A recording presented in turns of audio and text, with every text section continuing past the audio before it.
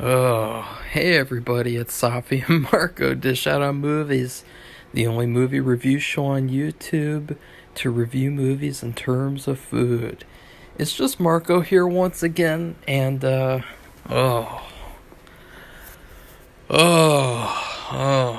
do I have the movie for you? Oh, this is one of those movies where I never heard of it. I wished I hadn't heard of it, and then I watched it. Well, I didn't even finish it, and I was like, that's how bad this movie was. And the movie that I'm talking about, it's called Nobody's Fool, and it is a 2018 romantic comedy. Emphasis on the wait a second, there's neither in this movie. There's no comedy and there's no romance. So I don't know what this movie is then. What can you classify this movie as? Trash? Yeah, that's that's what I would say this movie is. I mean, this was really bad.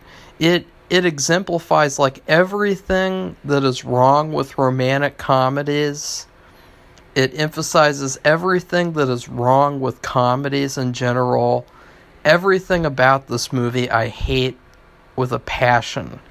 Like this is like this movie is really bad, and we're gonna get into why. But let's just start off with this. I really despise the fact that, in 2023, you go to my list of movies for the year. Let's go to it right now. Shall we? We have 1, 2, 3, 4, 5, 6, we have 22 movies. None of them are a comedy. I mean, they classify Barbie as a comedy, but it was really a feminist propaganda movie. It wasn't a comedy at all. There was nothing funny in the whole thing, except for how bad it was and how people pretended like it was good. That was pretty funny. But there was no actual, comedy that came out this year. I mean, I guess Champions was kind of a comedy, but not really, because it was more of like a feel-good sports movie. I would classify that as. But this movie, Nobody's Fool, it makes me sick what Hollywood has done to comedy. I mean, Hollywood has just completely ruined comedy. And it's so strange, too, because, the comedy in this movie, the quote-unquote comedy, it is some of the worst comedy that I've ever seen. I mean, let's just get into the story. I mean, I'm gonna... This is how pissed off I am. I was mad yesterday. I wasted over an hour and 10 minutes watching this trash, and I wanted to watch something like Major Payne, and I just didn't have time, so I had to watch a couple episodes of The Office instead, because I was waiting for Safi to read the book that we're supposed to review today. She's still not done yet, and it's already 10 o'clock in the morning, so, anyways, I don't even want to talk about it, it's that bad. I hate this movie so much. Everything, even the poster, I hate the fucking poster. What is this fucking poster?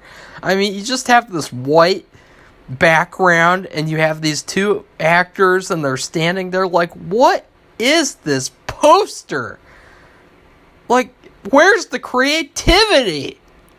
Where's the uniqueness?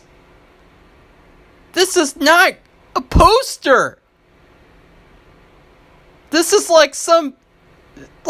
a fashion advertisement, just something you'd see in the airport. It's some sort of oh, look, you can look cute if you look like this or this, and shop at this store for $5.99 Or, no, it wouldn't be, well, yeah, they do look like they're dressed in clothes that are worth $5.99 a piece. Excuse me. So let's get into it. Like, this movie might make me go insane. That's how bad this movie is. I hate it. I hate it. I'm gonna throw a temper tantrum reviewing this movie. I hate it. I'm so mad, and, at least later on in the day, I am gonna be seeing Killers of the Flower Moon for the third time. You guys know why. And I am gonna be sneaking in a foot-long sub sandwich in that bitch, and I'm just gonna get all up in that foot-long sub. I can't wait, because I really would prefer to have, like, better food than, like, just candy at the movies. So I'm really excited for that. So let's just power through this. Okay, you can do this, Marco. Just don't get too angry. Don't lose it. Don't do it. Okay, I'm gonna do it.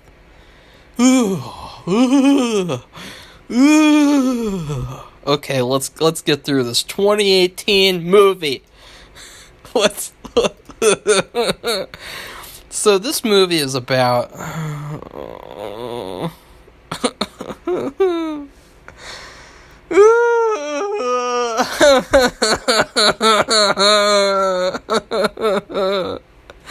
this movie is about a girl. I'm sorry if this isn't entertaining, but talking about this movie is painful. It's pain. It's misery. Okay, you got Danica. Just saying her name makes me want to throw up. You got Danica. She's a smart girl. She's a nice girl. No, she's not. She is a establishment girl who works for this big company. It's a big company, not a small company. And she's got a big apartment in the city. And, no, I'm not drunk, by the way. I just like to say everything very slowly and kind of, like, sounding everything out so that, like, people can understand, because, I tend to, like, talk really fast in real life, and so that's why I talk like I do in these videos, just so you know. So Danica, she works at this big company, and she's got this assignment where she's got to do this, like, project where, like, it's some sort of a device that women can use so that they can make a list of qualifications for dating a man. And she really believes in this list because her mother, Whoopi Goldberg, she got her husband and he fulfilled all of the qualifications on her precious little list. And so this main girl, Danica, she wants to make this list device. And so that's what the plot is about. Oh, no, wait, that's not what the plot is about. That's part of the plot. We still have to get to the rest of the shitty-ass fucking plot. Danica is currently dating a man. Or is he? I don't know. We don't know because she's online dating. And he seems to just be perfect. He fits all of her qualifications. And he's just, he's amazing. He's a otherworldly, amazing man. And then you have her sister. Now, her sister is named Tanya. The summary of the movie describes her as a wild child. I would describe her as a gross, disgusting whore. Because she gets out of prison for stealing copper out of her mom's house, which is, that's not a good character. Right off the bat, this movie has no good characters at all. Like, none. These characters are trash. Okay, you got the main guy. There is a main guy that I haven't talked about yet. He is a struggling ex-con who also is a recovering addict, and he works at a coffee shop, ooh, and he's just the nicest guy. But she won't date him because she's not attracted to him. She's attracted to the guy online who fits all of her qualifications, because the guy at the coffee shop isn't good enough for her. And then so let's get back to her whore sister. So her whore sister gets out of jail, and she is played by the massively under-talented Tiffany Haddish.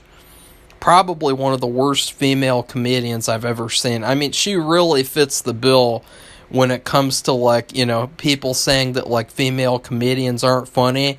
You know, like, she's at the top of the list if you want to say, like, guys, female comedians are not funny. You would put her right at the top of that list. Okay, like, she is so bad. She is like nails on a chalkboard. She's like the black version of Aquafina. She is just so bad in every way.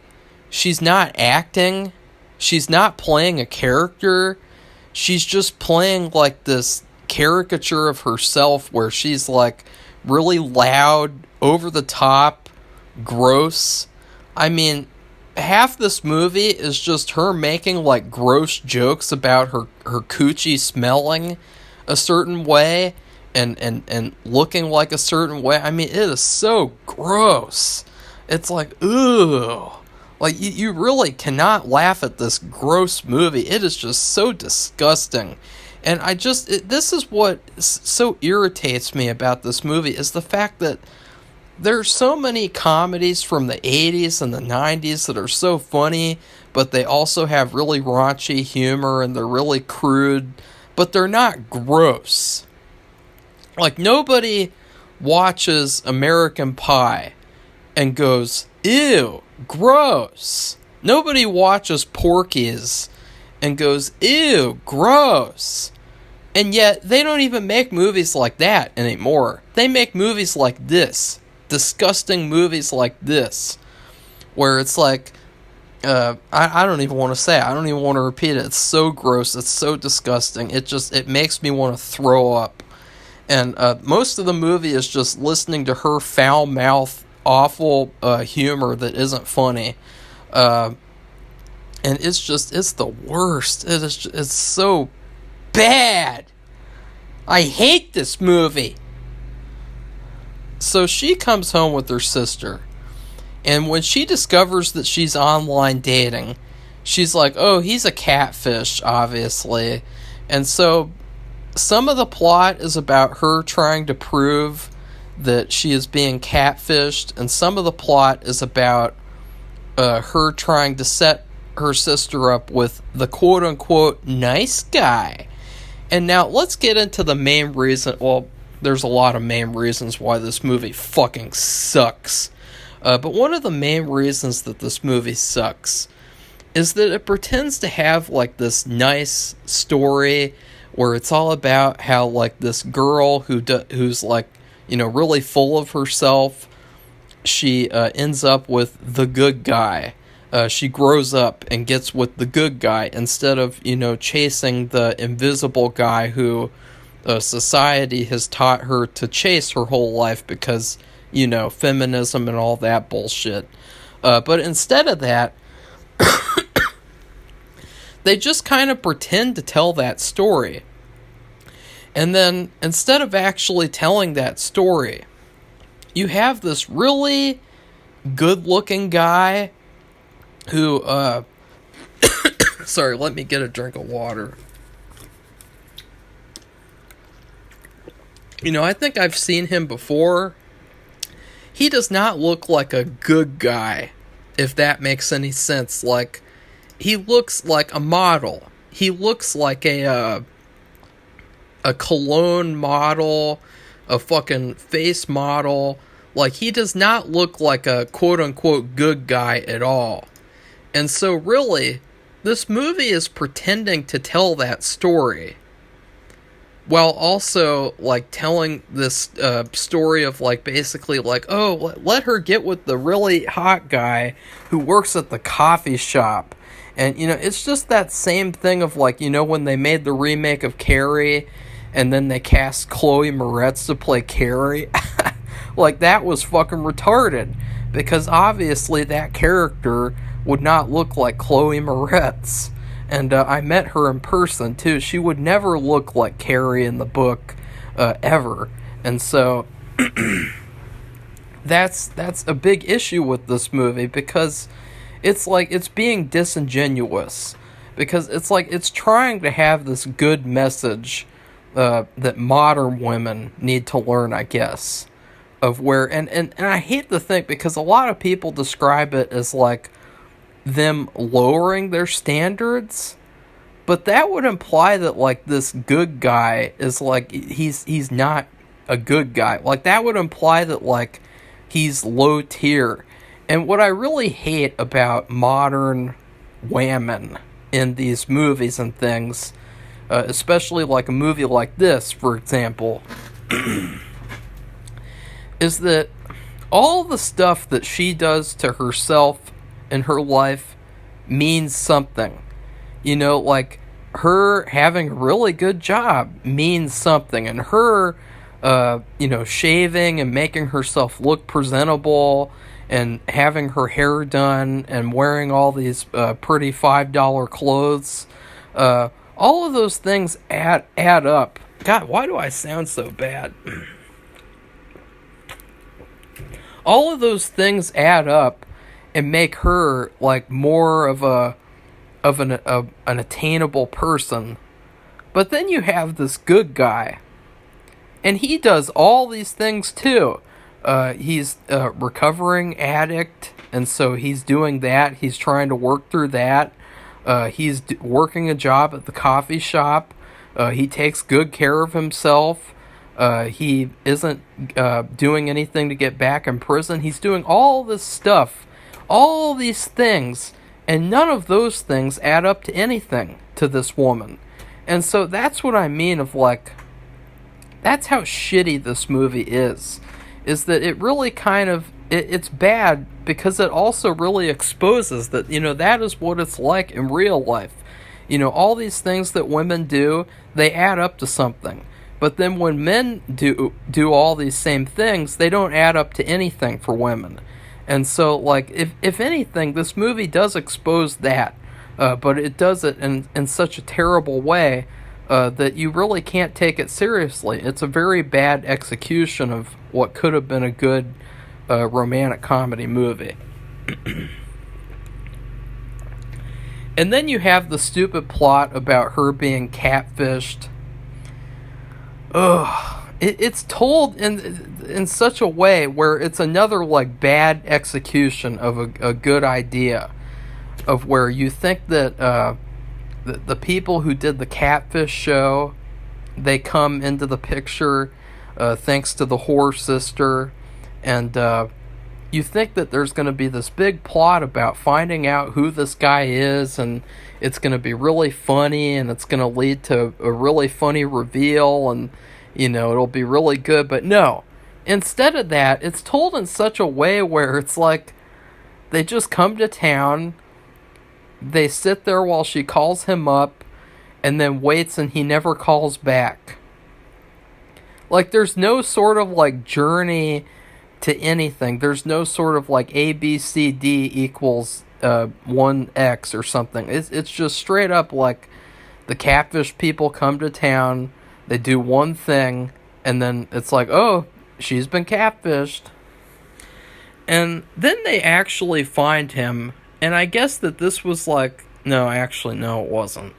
The catfishing guy was Chris Rock. And that,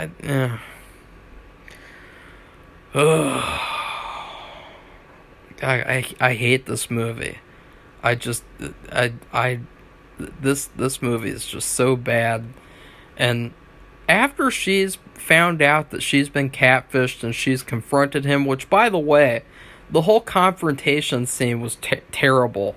It was like, you could have played this off very seriously. You could have made it, like, emotionally impactful.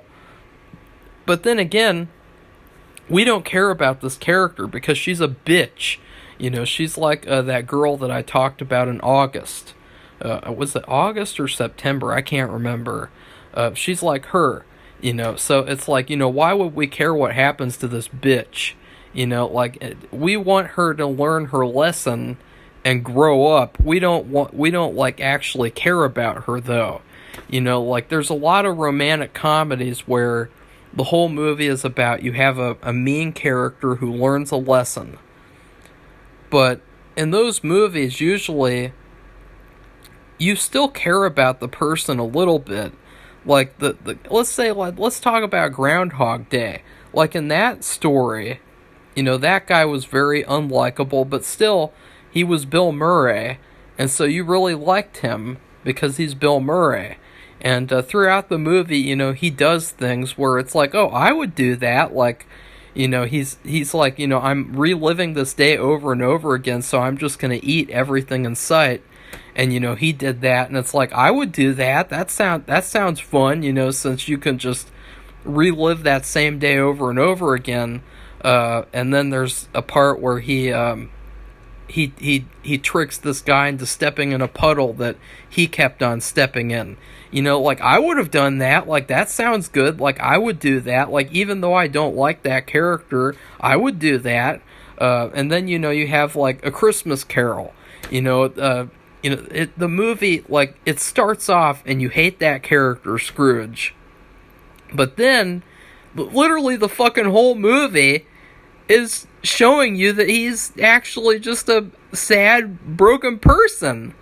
Like, it begins his journey with, like, him going back to his past and him getting fucked over with the love of his life. And it's like, that makes you like that character. That's how a movie works, like, that's how you should really make a movie. You don't make a movie like this, where you have this main character who I'd like to see get run over by a truck someday, and you pretend like, oh, I'm supposed to like that person. Like, no thanks. Like, she's not even that pretty. Like, honestly, like, she's not really pretty at all to me. Like, that's another thing, is that this movie, it fails the test that romantic comedies have to pass. When you make a romantic comedy, and I will say this for the millionth bajillionth time, the romantic interest has to be likable. They have to be somebody that you, the audience, would want to fall in love with. Because when you're watching the movie, that makes you go, oh, I hope that person gets with that person. Oh, because I wish that were me.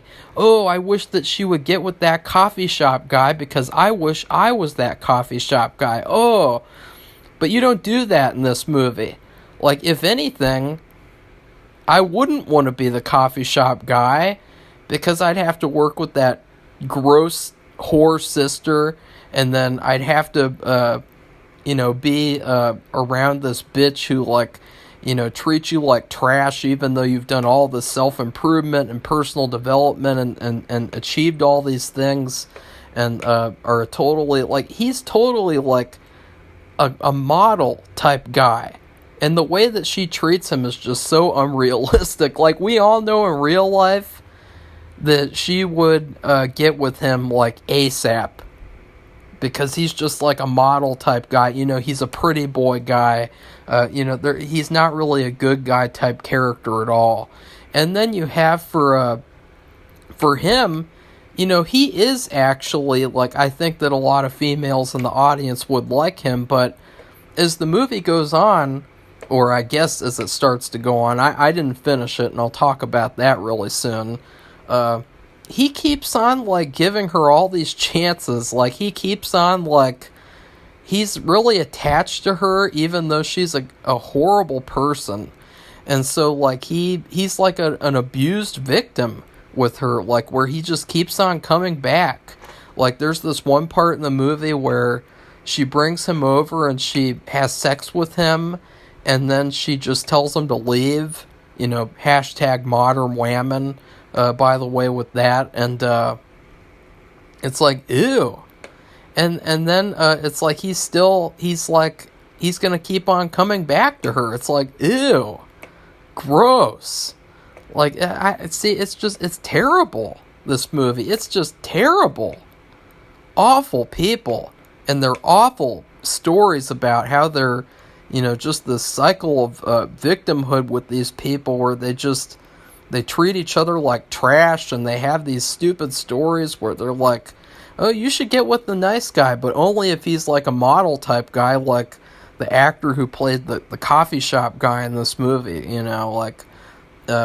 So, let's get to why I didn't finish the movie.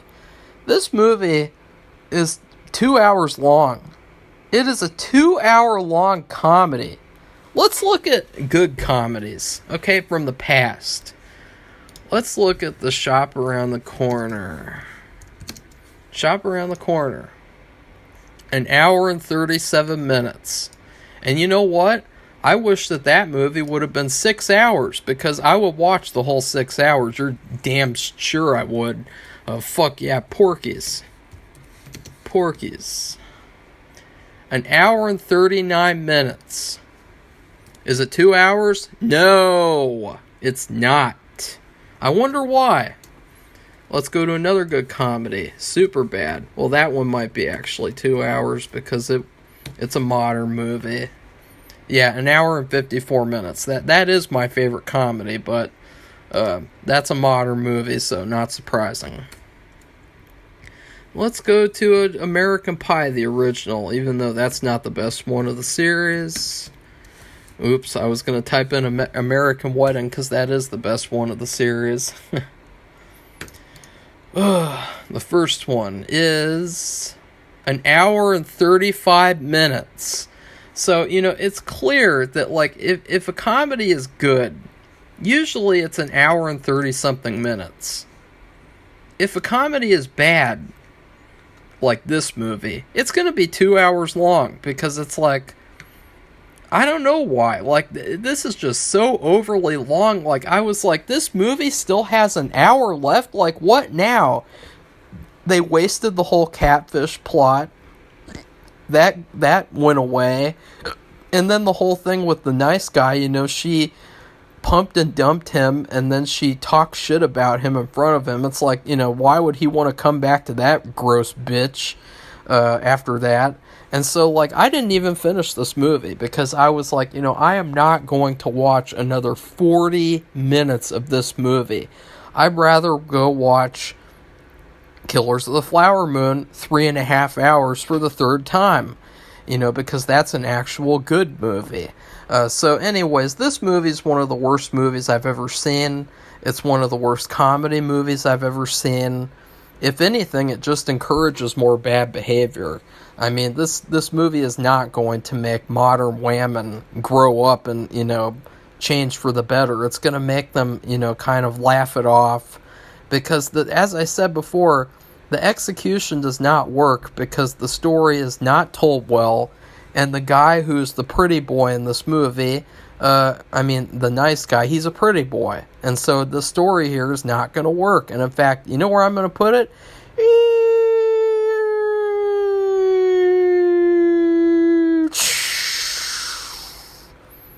No, actually, Ocean's 11. I hate that movie so much. I wish it was never made. So I'll put it one step above Ocean's 11. So far, I have watched 83 old movies this year. This movie is the third worst movie of the year so far. So that's how bad it is. Like, it is literally that bad. It is so awful. I hate it. It's the worst. Now let's get to my food rating. This movie, to me, reminds me of cough syrup. A bottle of cough syrup. It's like somebody goes up to you and they say, it's cold flu season, drink up, and they hand you a bottle of cough syrup, and then you drink the whole thing. Obviously, that's not good for you. That's going to make you sick. It's going to make you go like, that's not going to help you out with cold and flu season. What will help you out is, drinking lots of water and having vitamin C and, and being sanitary and washing your hands and stuff like that. Stuff like that will help. But drinking a bottle of cold syrup will not help you.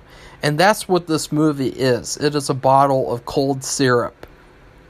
There's good intentions, I guess, even though I don't think that the people making this movie really believe the things that they make the movie about.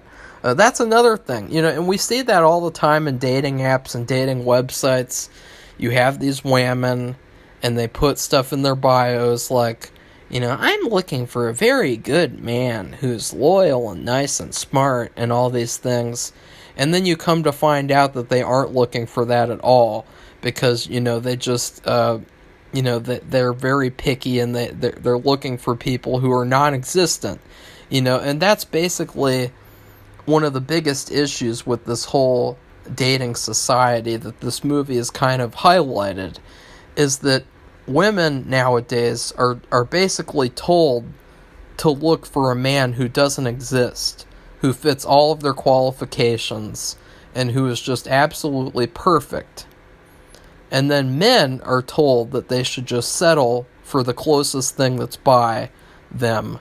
And they're told that, like, oh, well, they're not good enough for X person. They're not good enough for Y person. They all have to settle and they all have to suffer. Like we saw that with the Goosebumps movie with Jack Black, where he had to suffer and settle with the fat, ugly ant because he's not top tier, I guess, the character.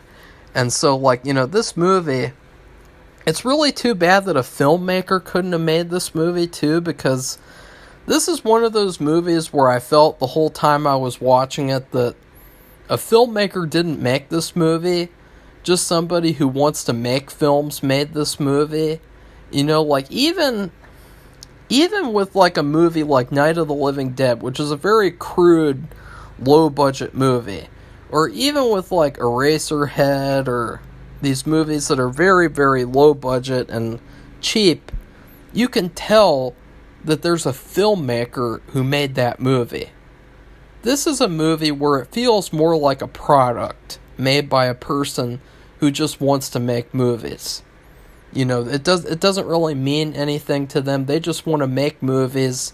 They don't really know how to do it. They don't really know how to do it artistically. They don't really know how to portray emotions or have likable characters. They just want to make movies. And then they can get their money and they can say, I'm a filmmaker. I made Nobody's Fool. And then you'll say, well, you would be a fool to watch this fucking trash piece of shit movie. That's for damn sure.